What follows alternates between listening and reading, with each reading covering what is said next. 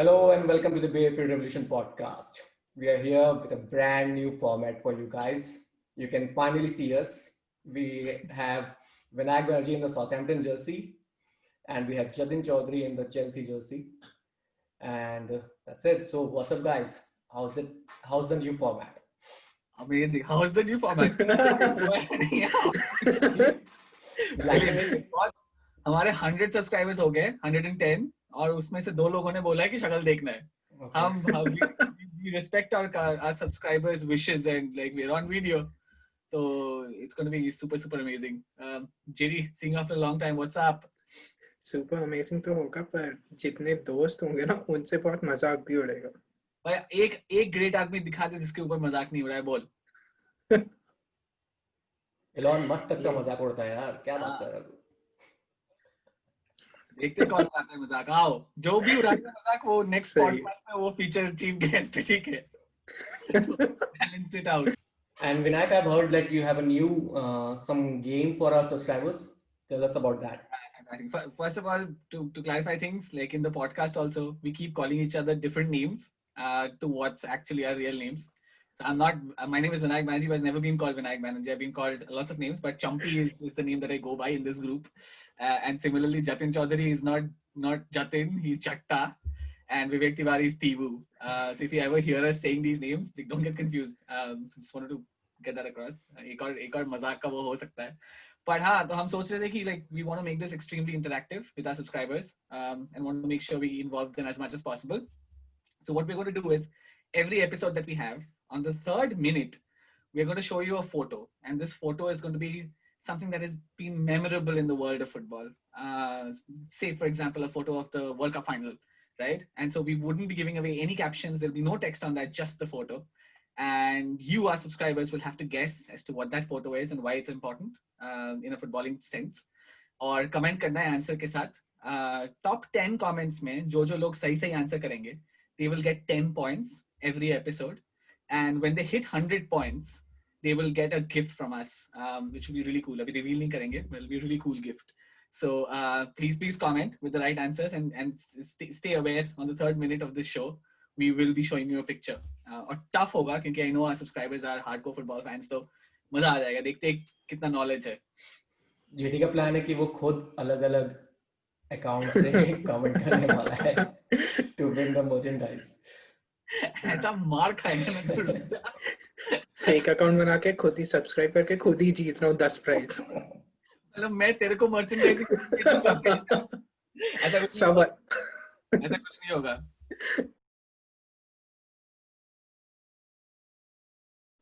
Okay, ready? So we will be starting this new format with the recap of Champions League of last fixtures, last game week, and starting with the main match, PSG versus United.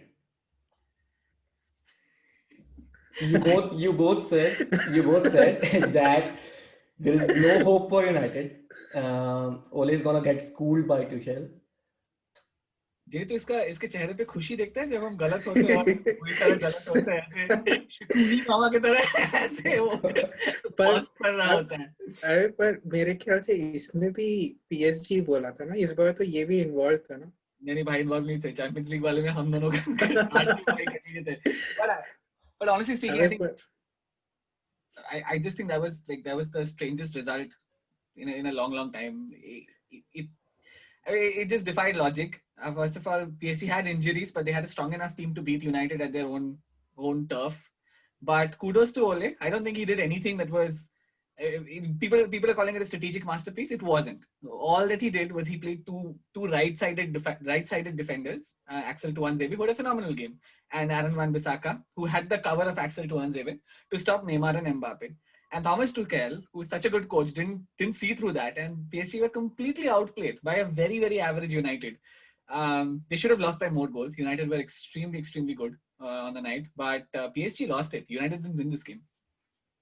Yeah, but ये पूरा season ही सोचना, champions league, premiere league, सारा जो competition है, it's just to result सारे इतने random है ना कि जो फेवरेट है उसका जीतना इतना मुश्किल हो रहा है कि जस्ट ये सीजन ही पूरा इतना इनक्रेडिबल है नेक्स्ट मैच जो डिस्कस करेंगे रियल वाला वो रिजल्ट सोच जेडी कैमरा में कितना क्यूट लगता है अपनी बीवी के फोन से अगर फैन मेल आया जेडी छुपा के रखना मैं ऑफ लैपटॉप से कर रहा हूँ sorry subscribers Garib Productions but I think you're right I just think the unpredictability of the results and is primarily because of the fixture congestion इतने सारे मैचेस हो रहे हैं कि it's difficult for teams to keep up with these like constant number of games and it's very difficult to keep fitness तो क्या होता है it balances out like football is all about fitness right so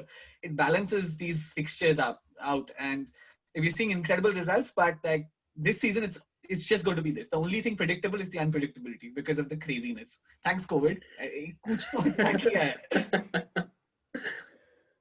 Okay, what about Real versus Shakhtar? Shakhtar had like 10 players, 10 main players of the team out of the match because of the COVID issues, and they ended up thrashing actually Real. Real did make a comeback, but it wasn't enough on that day. Thrashing. Like your favorite words is smashing or thrashing. But it was a thrashing. Like if you watch that first half, it was a thrashing, and it was a thrashing of quality. Like it wasn't Real were playing too badly.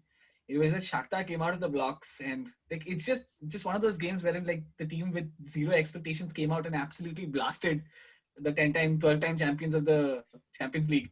But kudos to the coach. I think he stuck to his mentality and his ideology. Na कि मतलब 10 player नहीं खेले, फिर भी you could see they had a pattern. Like they had a pattern of play. Or even when they were 3 goals up, the goalkeeper was passing back to the defense. Stupid लग रहा था थोड़ा देखने में, but the goalkeeper was passing back to the defenders and playing out of the back. And to do that with 10 players not there, kudos to the coach. And brilliant play from Shakhtar. I think they have been a phenomenal team historically, but this performance was just completely out of the box, right? Brilliant performance. Yeah, brilliant performance. Absolutely. पर सोच बर्नाबाउ आके being 3-0 up in the first half against Real और जो हमने last time या उससे पहली बार भी discuss किया है the impact of not having fans in the stadium. Do you think this would have been the result had there been fans in the stadium? Absolutely. This would have बहुत I mean सोचना almost impossible सा है कि home fans तुम्हारे हैं वहाँ पे real के and home side being 3-0 down Bernabeu में it's almost impossible so definitely incredible result but you can see the impact of not having fans in the stadium. But honestly speaking, I don't think fans would have done much in this situation. Real have been lackluster, and even in the past, like Real have been thrashed 4-1 by Ajax at home. Just a few seasons back, like when Ajax had that magical run. So they have been beaten brutally at home. I think the problem with Real is that their fans are actually the antagonists, so to say. They were 3-0 down with those fans in the stadium. They would have lost the game 5-0. But I think दोनों में common ये था कि Sergio Ramos दोनों match में नहीं था शायद. The 4-1 thrashing and the 3 in this one also. Of course, and you see he came back in the Clasico, which we'll discuss later, but he came back and Real looked a completely different team. What a player. It's astounding. उसका impact यार Real Madrid पे उसका just presence team में होना itself is a huge psychological boost. Absolutely. But you have to give it to Luis Castro, who is the coach of Shakhtar, and like to play a 4-1, that attacking with 10 players out, it's incredible. And like Tete, there's this player called Tete. I think he's 20. He's 20 or 21. Again, Brazilian. Shakhtar seems to have this endless flow of Brazilians. We'll know. Willian. But Tete, what a performance. Like, he was just toying with the Real defenders. What a player. Like, अब देख उसका speculation शुरू हो जाएगा. 70 million to Real Madrid. Played one good game. But phenomenal game to watch. And it was not even in the Bernabeu. It was in the De Stefano, their training ground. I don't know if that played any part, but it was sensational. Shakhtar, one of the results of the Champions League. Next match is Lazio versus Dortmund, which again you both predicted wrong. An easy win for Dortmund, but it wasn't meant to be. The only thing predictable is he's always going to start with the ones we get wrong. He's always... Yeah, JT was really excited about this game. Oh, Dortmund, Haaland, and this and that. So what happened, JT? What happened in this game? Yeah, completely outplayed by Lazio. मतलब ये result इतना उनके home उनका league का form देखते हुए it was almost impossible to predict कि Lazio इतना अच्छा परफॉर्म करेगा.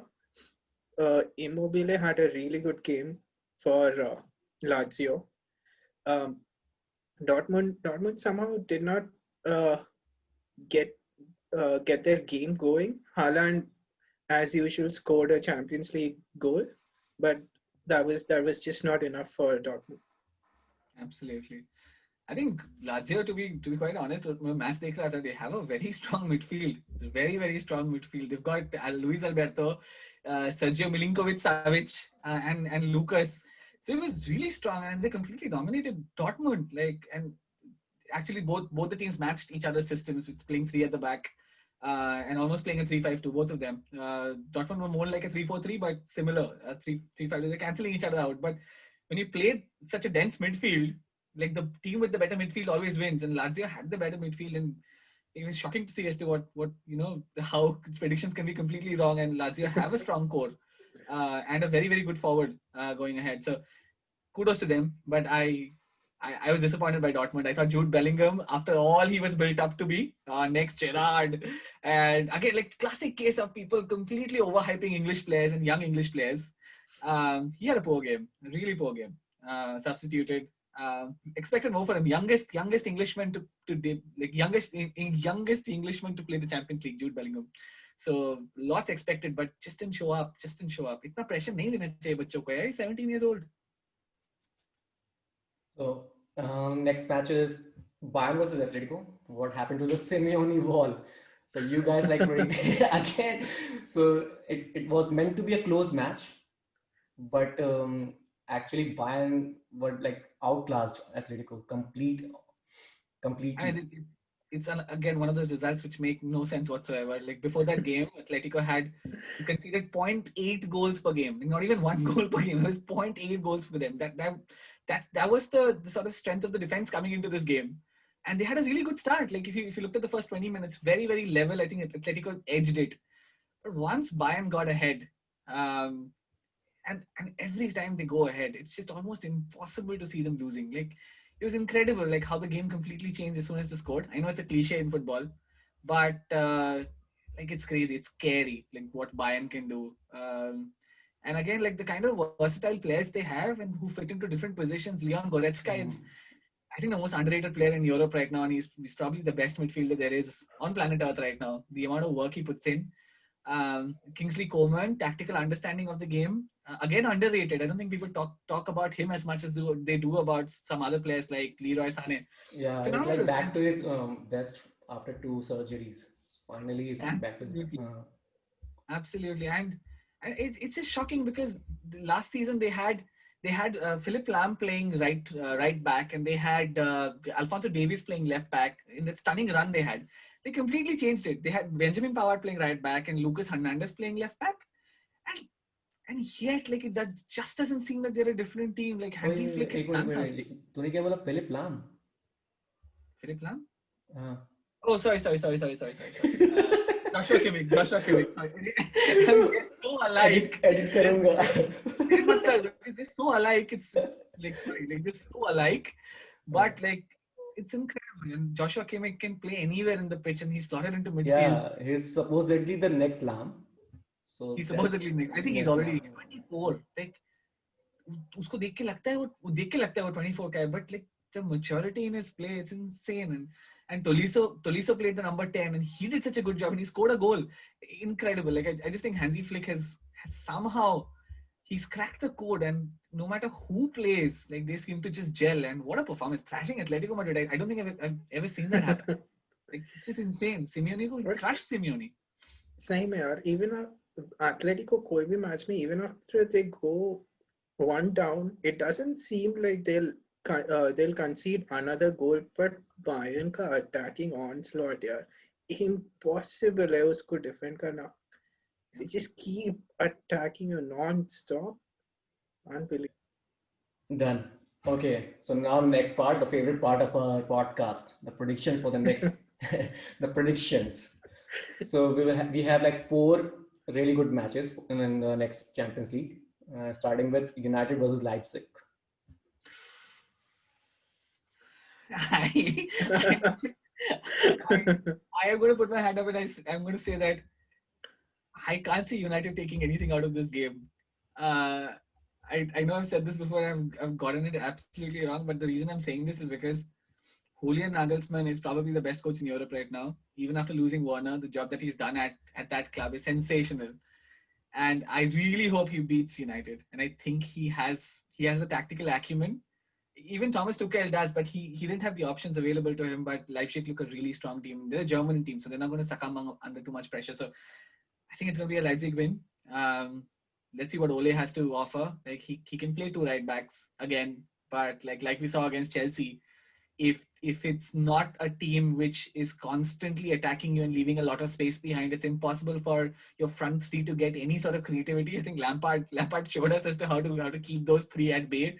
And if Julian Nagelsmann, knowing his tactical moves, I'm pretty sure he's going to come up with slightly low-lying tactic, which is going to completely nullify the United front three. It's either going to be a draw or Leipzig to win. That's what's my money on, literally.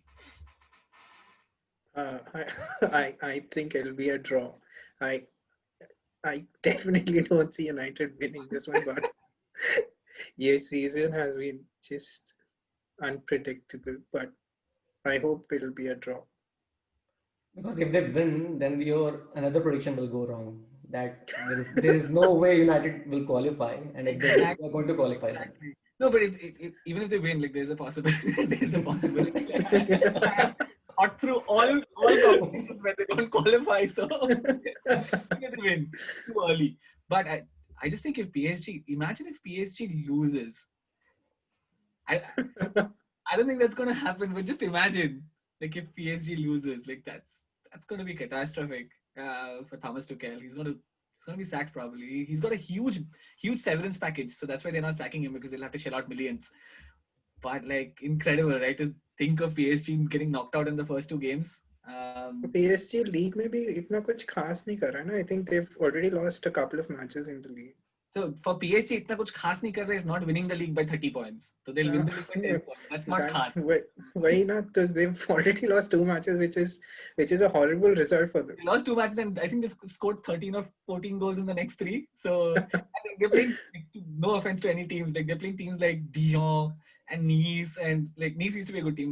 They're not as good as they were before, but like it's no competition for them. It'll be interesting to see what Tuchel does after that absolute demolition against United. We have two interesting fixtures next game week. One is Borussia versus Real Madrid, and one is Shakhtar versus Inter Milan. So let's talk about that. My God, this group is turning out to be the strangest one, right? Like Mönchengladbach had a phenomenal game against Inter. They almost won it. Like our favorite blame boy Lukaku scored 2 goals, but yeah, it's a must win for Inter. Like imagine if Shakhtar beat Inter. Shakhtar sits on top of the table with 6 points. Like in a group, like where we had given them absolutely no chance of. It's strange. Like it's strange. You can't predict football. You just can't predict football. It's brilliant. I want Shakhtar to win. And they like it's never easy to travel to Ukraine. It's never easy. But again, like it's the crowd factor which won't be there.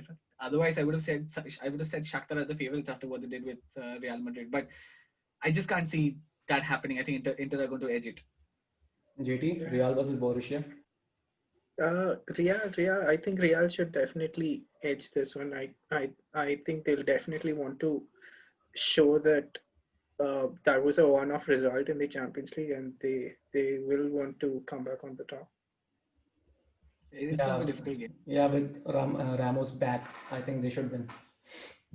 They should definitely win this, and they're high on confidence after a Clasico win, which is a good performance. Freddie Valverde, who was nowhere to be seen against Shakhtar, had a very good game. So it'll be interesting to see what happens. And Luka Modric is peaking again. He scored an absolute scorcher against Shakhtar and a really composed goal against Barcelona. So Modric agar midfield control, it'll be easy for him to control the midfield again. Mönchengladbach, I don't think they're going to sit back and allow him to do so. But pata nahi kya hoga, but I think Real will edge it.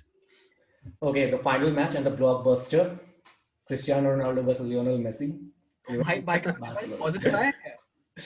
Result क्या आया भाई का? Ronaldo का? I think he'll play. वो उसका कोई video तो आया था जिसमें वो साइकिलिंग कर रहा था और was looking very happy. So let's see. Yeah, पता नहीं. I think Juventus have been so poor this season. Like I don't think Pirlo has found the right starting 11.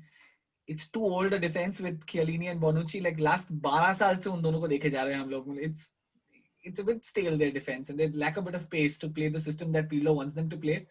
Kulusevski is a sort of a silver lining there, but even he's been disappointing. He's not found a way to play Dybala well. Morata has been scoring, but like again, like it's with Morata, you don't get much movement. So like the sort of flexibility and the fluidity he wants with his front three and the midfield. And then he said it himself that he's disappointed with Arthur Melo, who they bought for 70 million. And he's like, this guy can't pass forward. Like that's not surprising. Like if you're watching him with Barcelona, he doesn't pass forward. Like he's a sideways passer and he breaks play. Very disappointing. But then Barcelona have been even more disappointing. This is one of those games which have been built up to be a classic, but it's two shit teams. Like shit teams. Oh, built up is just because Ronaldo versus Messi here, and they'll be playing each other after a very long time. But I think Barcelona will end up edging Juventus. Yeah. I'll tell you why they'll edge Juventus. If Ronaldo doesn't play, yes. But it's going to be one of those, and this is where like I might be proven completely wrong with a 7-7 scoreline or something of that sort. But if you look at logic, right, which is so not football, but if you look at logic, a shitty game, both teams circumspect, it'll end in like a 1-1 or a 2-2 draw. But like the quality of football wouldn't blow your mind by either team. The main thing is that Barcelona का main man instead of Messi it's Ansu Fati और तो वो थोड़ा सा अलग लग रहा है कि बार्सिलोना की टीम मतलब for the first time looks like a very mediocre team और Juventus का भी same but then when it comes to main matches Cristiano always shows up. Always shows up. Even Messi shows up. I think he had a phenomenal game in the Clasico. Like, he complete. वो देखा था Ramos को he turned Ramos inside out as if Ramos wasn't even standing on the. That's the quality Lionel Messi brings. जितना भी फाटी कर ले वो लोग, it's Messi who runs the Barca show. But like Koeman hasn't like because he had a fight with Messi right at the start with the Suarez scenario. Messi wants to leave. He's made it worse. It's almost a possibility Messi is going to leave January. So even if you look at Messi right now playing on the pitch, it doesn't feel like it's Lionel Messi, like the greatest player to have ever played football. It's more like a player who's thinking about what will be my next step in football, and there's just too much going on around him. Whereas Ronaldo is like he's coming back from coronavirus, and like even if he scores a couple of goals, like imagine the story. So it's a game for the tabloids. It's not a game for the purists. Like I would rather watch Atalanta Ajax, which I think is going to be an absolute blockbuster. In terms of even if it ends a 0-0, it's going to be a very good game and a better game than a Juve Barca at this point of time. But JD, I go for a draw. What do you think? Barca to edge it, right? I think Barca to edge it. I want Atlanta to win for my prediction. They need to top the group. Atlanta they need to trash Liverpool. Okay, guys, thanks for coming. First great video episode. So we will soon see you for the Premier League predictions or the recap of the Premier League, which is going to come really soon. And please like, subscribe, and share if possible. Like we're trying to do this to get some Indian voices in football as well. There's like we are a country with a lot of people watching football and very knowledgeable. And all of us look as cute as JT is looking on camera. So if you ever want to come on our show, that's also fine. But just keep commenting, keep engaging. Let us know as to what you want us to talk about. We take a lot of encouragement from your engagement. So thanks for getting us to 110 subscribers. Tivu, what is the percentage that we want to head to? It's 111 actually right now. It's 111. We got a subscriber. So it's 0.1% done. So we have like 99.9%. So let's try and get to like the first Indian football podcast channel to hit 1 million. Like that'll be amazing. We'll all try to improve along the way. So guys, thank you for coming. See you all soon. Bye, JT. Bye.